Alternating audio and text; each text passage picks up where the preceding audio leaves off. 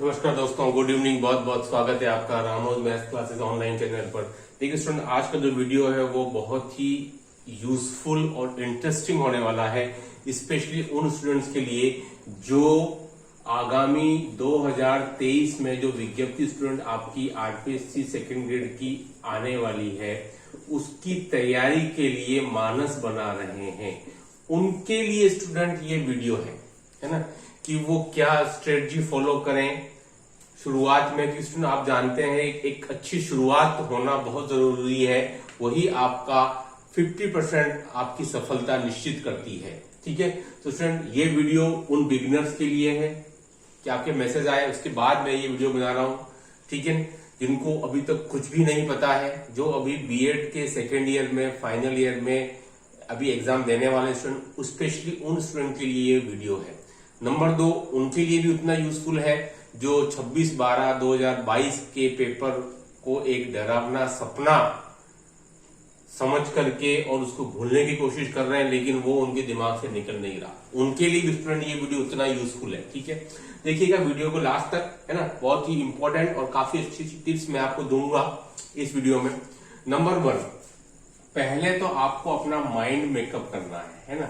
Mind makeup करना है कि भाई मुझे इस साल जो सेकंड ग्रेड की एक अच्छी बड़ी भर्ती आने की संभावना पूरी है 10,000 पदों के आसपास, उसके लिए मुझे पूरी तैयारी करनी है। मुझे किसी के बहकावे में नहीं आना है कि भाई ये पेपर ऐसा आता है वैसा आता है। ठीक है, ऐसा कुछ भी नहीं। आपको पहले आपका माइंड मेकअप करना है कि नहीं, मुझे वरिष्ठ अध्यापक गणित के लिए पूरी तैयारी करनी है। इसके लिए मुझे 6, 8, 10 महीने देने हैं, मतलब देने हैं। ठीक है, तो पहले तो आप अपना माइंड मेकअप करें, क्योंकि कई बार क्या होता है 5 दिन आप तैयारी करते हैं, छठे दिन फिर शिथिलता आ जाती है ना, कि यार क्या मतलब है तैयारी, इतना लेंदी सिलेबस है। तो पहले आप माइंड मेकअप कर लें, नंबर 1। नंबर 2, आप साइट से जाकर के और सिलेबस डाउनलोड कर लें, ये सबसे जरूरी है, और उसको आपके टेबल पर चिपका दें। क्या बोल रहा हूं मैं आपको स्टूडेंट, कि आपका जो सिलेबस है उसको आप आरपीएससी की साइट से निकालें और उसके आपके टेबल पर चिपका दें। जीके फर्स्ट पेपर और मैथ सेकंड पेपर दोनों की बात कर रहा हूं मैं आपको, क्योंकि आपको पता होना चाहिए किसी भी कॉम्पिटिटिव एग्जाम की तैयारी के लिए नंबर 1 थिंग माइंड मेकअप होना चाहिए कि मैं अमुक एग्जाम की तैयारी के लिए जा रहा हूं, मतलब मुझे अब 6-8 महीने इस एग्जाम को देने हैं। तो आपको मानसिक रूप से तैयार होना है। ठीक है, आप तैयार हो गए, आप इधर उधर डाइवर्ट नहीं होंगे, है ना। आपको पता चल गया कि मेरी मंजिल वो है और मुझे इस रास्ते पे चलना है। नंबर 2, आपको साइट से सिलेबस निकाल लेना है। सिलेबस को एक बार रीड करो, है ना। सिलेबस को एक बार रीड करो अच्छे से। जीके का हो गया, सेकंड पेपर का हो गया। ठीक है, नंबर 2, ये 2 चीजें आपको अच्छे से कर लेनी है। ठीक है, अगर आप अपना मानस बना चुके हैं सेकेंड ग्रेड की तैयारी के लिए इस वर्ष। ठीक है, देखिए स्टूडेंट, नंबर 3 कौन सी चीज करनी है आपको। ठीक है, नंबर 3 फिर स्टूडेंट आपका आता है नंबर 3 पर कि आपको बुक्स कि भाई, ठीक है, नंबर 3 पर बुक्स। स्टूडेंट इसकी जगह पर मैं चाहता तो कोचिंग भी लिख सकता हूं, क्योंकि बट सारे स्टूडेंट कोचिंग करते नहीं है और सबको जरूरत भी नहीं है ना। नंबर 3 पर बुक्स ऑब्लिक कोचिंग।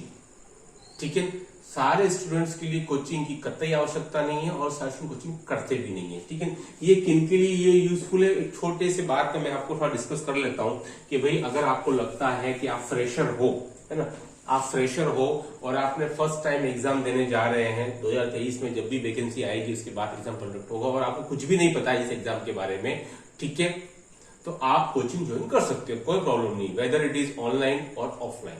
लेकिन आपको आपकी कमजोरियों के हिसाब से कभी भी किसी भी कोचिंग में जाना है। तो मेरे हिसाब से मैं सजेस्ट करता हूं कि अगर आप एक एवरेज स्टूडेंट हैं तो आपको वहां जाना चाहिए जहां पर कि बैच छोटा होता है, ताकि आप आपकी कमजोरियों को पूछ सको। और आप अगर एक मोर देन एवरेज स्टूडेंट हो और आप एक ब्रिलियंट स्टूडेंट रहे हो तो आपके सामने सब रास्ते खुले हैं, आप कहीं भी जा सकते हो, कोई दिक्कत वाली बात नहीं है। ठीक है, ये तो बात हुई इसकी, है ना। तो आपको कोचिंग करना है या नहीं करना, ये आपको खुद का डिसीजन होना चाहिए। आप किसी के बहकावे में आकर या किसी से इन्फ्लुएंस होकर के मेरा अमुक दोस्त जा रहा है मुझे भी जाना चाहिए, इसकी कोई आवश्यकता नहीं है ना। आपको खुद को डिसीजन लेना है। एक बार आप सिलेबस देख लें अच्छे से, क्योंकि आप गणित की विद्यार्थी हैं तो आप टॉपिक वाइज टॉपिक अच्छे से चीजों को समझ सकते हैं कि भाई 11th 12th में ये टॉपिक मेरे लिए टफ रहेगा, बीएससी का ये टॉपिक मेरे को कैसा लगता है। ठीक है, क्योंकि आप उस प्रक्रिया से गुजरे हैं, इसलिए मुझे नहीं लगता कि आप डिसीजन नहीं ले पाएंगे कोचिंग मुझे जाना है या नहीं जाना है।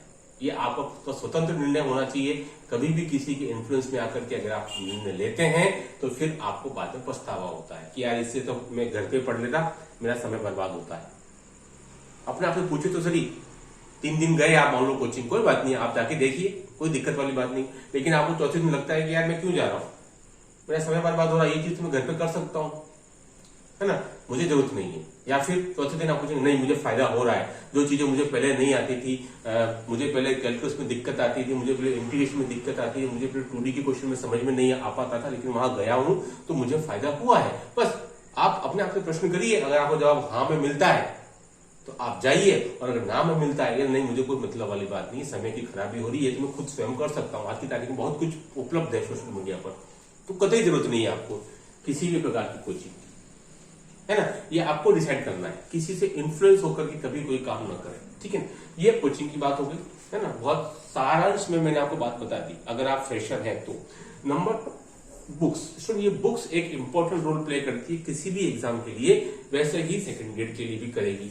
नंबर 1, आपको बेसिक बुक्स आपके पास में होनी चाहिए। बेसिक आपका अच्छा होना चाहिए हमेशा, चाहे आप मैथ्स में एवरेज हैं, चाहे कमजोर हैं, चाहे आप ब्रिलियंट हैं, बेसिक आपका बढ़िया होना चाहिए, क्योंकि यही आपकी शुरुआत करता है हमेशा, ठीक है। देखिए बेसिक करने के स्टूडेंट आप एनसीईआरटी की जो बुक्स वर्तमान में चल रही है वो आप परचेस करें। हालांकि इस बार तो सिलेबस और कम हो गया है, तो मैं सजेस्ट करूंगा आपको कि इस साल की नहीं करके 21 की या 22 की आप बुक्स ले लें, 11-12 की, या आप जो 2008 से पहले, जिसका कि मैं हमेशा हिमायत करता हूं, इन बुक्स की जो मेरे हिसाब से सबसे बेस्ट बुक थी 8BC की जो चलती थी आपकी, 8 बुक्स थी आपकी, है ना, 8 बुक्स, वो अगर आप कहीं से ले सके तो बहुत अच्छी बात है, उनसे आपका बेसिक बहुत बढ़िया हो जाएगा। मैंने क्या कहा आपको, पहले बेसिक सुधारें। एनसीईआरटी बुक्स 11-12 जो चलती है, इस साल की नहीं, सिलेबस घट गया 30% कह रहा हूं, उसके पहले जो सालों में चलता था 21-22 में, वो आप बुक लेकर के आ गए, या फिर मैंने ये बुक सजेस्ट किया आपको तो 2008-9 के पहले चलती थी। किसी भी गाइड के पहले जो लोग सजेस्ट करते हैं उसके पहले मैं आपको सजेस्ट करूंगा कि आप बेसिक को अच्छे से समझें, है ना, और जहां से लिखा रहता है इंट्रोडक्शन, वहां से आप आराम से तबीयत से पढ़ें, चीजों को समझने की कोशिश करें। अभी बहुत टाइम बचा है आपके एग्जाम में, जल्दबाजी नहीं करनी है ना, किसी भी प्रकार की, no need of any kind of panic, ठीक है। इंट्रो जहां से लिखा रहता है आराम से लेट करके चीजों को पढ़ें, रीडिंग लगाएं, समझ में आपको चीजें आती जाएंगी धीरे धीरे करके, फिर आप सवाल की तरफ आए। कोई जल्दबाजी नहीं है किसी भी टाइप की, है ना, हरी जल्दबाजी करने की। तो ये 2 बुक आपकी बेसिक की रोल प्ले करेंगी। नंबर 2 पे स्टूडेंट मैं आपको चाहूंगा कि कुछ एडवांस लेवल की आप बुक आपके पास में होनी चाहिए, क्योंकि क्वेश्चन जो है वो एग्जाम में एडवांस लेवल का ज्यादा आता है। एडवांस लेवल का मतलब है मार्केट में बहुत सारी बुक्स उपलब्ध स्टूडेंट जो कि आपके IIT JEE मेंस की लेवल की हैं। तो जहां तक मैंने देखा है पिछले कई सालों में, चाहे 2022 का पेपर ही नहीं, 16 का हो गया, 18 का हो गया, 13 का हो गया, संस्कृत विभाग के हो गए, विषय शिक्षा के हो गए स्टूडेंट, उनमें question IIT JEE mains level के अमूमन पूछे जाते हैं। तो आपके पास में उस लेवल की भी बुक्स होनी चाहिए, ठीक है। नंबर 1 स्टूडेंट इसमें आपके पास में SR सैनी, जिसके 2 वॉल्यूम आते हैं। नंबर 2 एररलेस की जो बुक्स आती है स्टूडेंट आपकी, एररलेस, ठीक है, ये बुक भी आप ले सकते हैं। नंबर 3 स्टूडेंट आप RD शर्मा की बुक्स भी प्रेफर कर सकते हैं जो आपके मेंस के लिए आती है। स्टूडेंट आप अरियन की बुक भी प्रेफर कर सकते हैं स्टूडेंट जो आपके JEE मेंस के लिए आती है। इसके अलावा और भी बुक्स हो सकती हैं आपके पास में, लेकिन मैं अब सजेस्ट करूंगा कि JEE मेंस की कोई भी बुक हो जिसमें कि डिस्क्रिप्टिव सॉल्यूशन के साथ में चीजें दी गई हो, वो आपको परचेस करनी है। एक बुक बेसिक के लिए, एक बुक आपको इस लेवल की जो हायर लेवल होगा, पहले आप यहां से पढ़ेंगे, आपके बेसिक को अच्छा बूस्ट करेंगे, कवर करेंगे, देन फिर आपको इधर आना है। और आपसे एक निवेदन और है कि पिछले सालों के पेपर को आप तभी देखें जब आपका टॉपिक कंप्लीट हो जाए इस एडवांस लेवल से। दिक्कत क्या होती है कि बच्चे ने ठीक है बेसिक लेवल से कोई टॉपिक पढ़ लिया और फिर वो पीछे के पेपर से मिलान करता है। जैसे 2013 का पेपर जो अपने आप में टफ था, सर हमसे तो क्वेश्चन ही नहीं हो रहे, फिर वो हताश हो जाता है। 2022 का पेपर, सर क्वेश्चन बहुत टफ आते हैं, तो आपने अब तक बेसिक ही पढ़ा है ना, एडवांस लेवल तक तो आप गए नहीं, तो फिर कैसे होगा स्टूडेंट, ठीक है। तो 2 तरह की बुक्स आपके पास में होनी चाहिए आपके टेबल पे।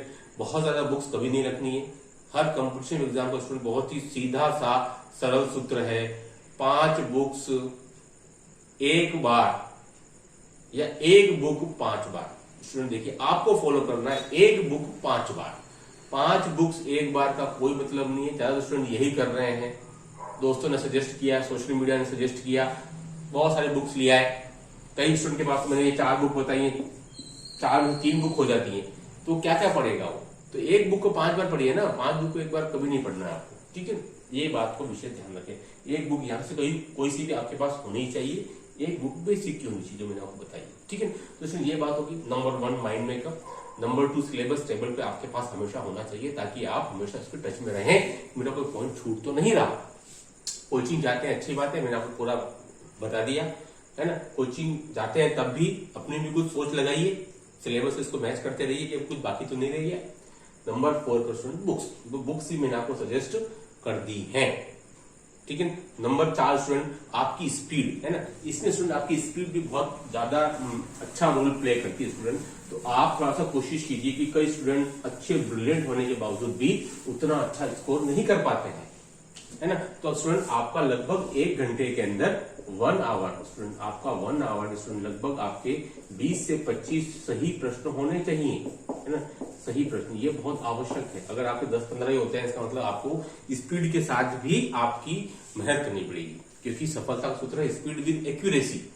एक्यूरेसी भी चाहिए, ऐसा नहीं कि 50 क्वेश्चन कर रहे घंटे में, लेकिन 50 में 20 गलत हो रहे हैं, छोटी मोटी गलतियां आप कर रहे हैं, वो भी नहीं होना चाहिए स्टूडेंट। तो आप अपनी स्पीड को भी चेक करते रहिए, मेंटेन करते रहिए। और जैसे आपने चैप्टर पढ़ लिया है एडवांस लेवल का, पुराने पेपर को एक बार खंगाल लीजिए कि आप क्वेश्चन भी पहचान पा रहे हैं या नहीं उन पेपर के थ्रू, है ना। 2011 से लगा करके सब क्वेश्चन पेपर साइट पर उपलब्ध है, विद सॉल्यूशन भी मिल जाएंगे आपको। तो बस वो आप करते रहिए, पॉजिटिव सोच बना करके रखिए, पॉजिटिव फ्रेंड्स बनाइए, एक सर्कल बनाइए पॉजिटिव लोगों का, और हर 5-7 दिन के अंदर आपस में 1 घंटे का डिस्कस कीजिए, भले जीके का हो गया चाहे मैथ्स का हो गया, है ना। तो इस तरीके से आप देखेंगे कि चीजें आपके लिए बहुत आसान हो जाएंगी। अगर आप उसको मुश्किल बना के खुद रखेंगे और आपकी अपनी कमजोरियों को आप खुद दूर कर सकते हैं, दूसरा कोई आपकी मदद नहीं कर सकता। इस बात को आप मान के चलिए, आपको खुद मैच्योर हैं, आप ऊपर उठना पड़ेगा।